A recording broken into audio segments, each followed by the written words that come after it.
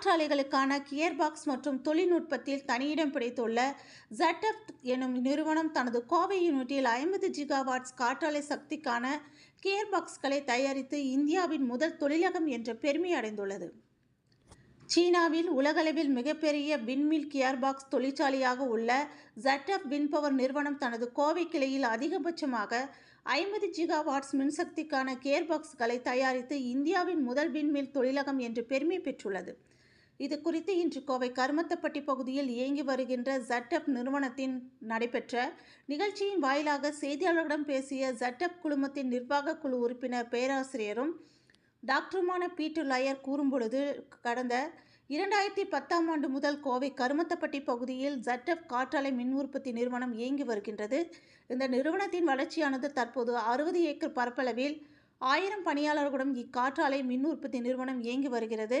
Make in India திட்டத்தின் கீழ் India மற்றும் பிற நாடுகளுக்கு அதிக அளவிலான காற்றாலை மின் உற்பத்தி கியர்பாக்ஸ்களை வடிவமைத்து வழங்கி வருகின்றதால் இந்தியாவின் முன்னணி கியர்பாக்ஸ் வடிவமைப்பு நிறுவனமாக திகழ்ந்து வருகிறது.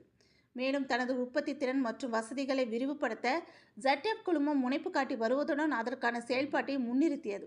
இதற்காக கோவை நிறுவனத்திற்கு மட்டும் சுமார் 230 மில்லியன் தொகையை செலவு செய்து விரிவுபடுத்தியது. இதன் காரணமாக இந்நிறுவனத்தில் 50 ஜிகாவாட்ஸ் காற்றாலை மின்சக்திக்கான கியர்பாக்ஸ்களை தயாரித்து இந்தியாவின் முதல் விண்பவர் தொழிலகம் என்ற பெருமை அடைந்துள்ளது என்றார். இதே வேகத்தில் பணியாற்றும் பொழுது வருகின்ற 2030ஆம் ஆண்டு இந்திய திருநாட்டில் தற்பொழுது உள்ள அளவீட்டின்படி 2 மடங்கு காற்றாலை உற்பத்தியை உயர்த்த திட்டமிட்டுள்ளதாக கூறினார்.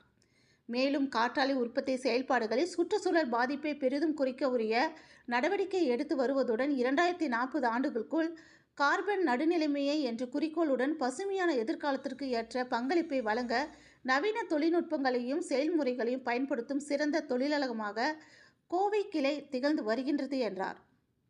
இந்த நிகழ்ச்சியின் பொழுது ZF குழுமத்தின் தலைவர் ஆகாஷ் பாஷி, தலைமை செயல் அதிகாரி பெலிக்ஸ் என் ஹெலர், நிர்வாக இயக்குனர் தீபக் பொஹெகர் உள்ளிட்டோர் பலர் கலந்து கொண்டனர் என்பது குறிப்பிடத்தக்கது.